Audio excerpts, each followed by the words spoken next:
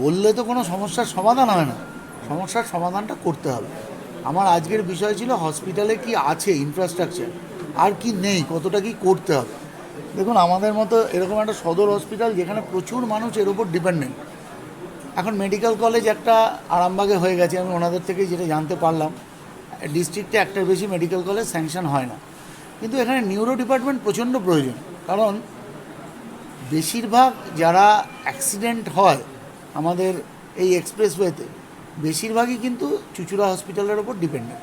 তাদেরকে এখানে পাঠানো হয় একটু ট্রিটমেন্ট, জাস্ট এখানে হয়তো অর্থোপেডিক ট্রিটমেন্টটা হয়, নিউরো ট্রিটমেন্ট করা সম্ভব হয় না যেহেতু ডিপার্টমেন্ট নেই।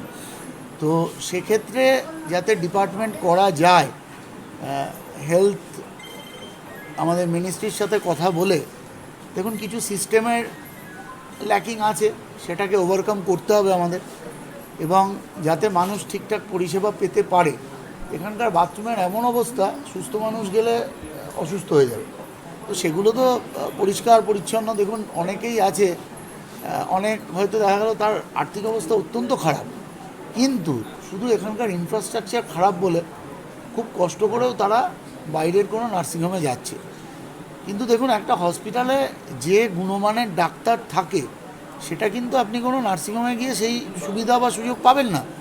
হসপিটালের গুণমান অনেক অনেক বেশি, কিন্তু ইনফ্রাস্ট্রাকচারটা ঠিকঠাক নেই। এটা আমাদের তৈরি করতে হবে। আমি আশা রাখছি, ওনাদের সাথে কথা বলেছি, ওনারা কি কি করতে হবে সেই বিষয়টা আমাকে জানিয়েছেন। আমি আরও একটু ওনাদের কাছ থেকে জানতে হবে। আমিও তো এই ডিপার্টমেন্টে খুব একটা সব কিছু জানতাম এরম নয়। আমি জানার আগ্রহ নিয়েই এসেছিলাম, ওনাদের থেকে শুনলাম যে ভালো পরিষেবা বা উন্নত মানের হসপিটাল বা মডেল হসপিটাল তৈরি করতে গেলে আমাদের কী কী সহযোগিতা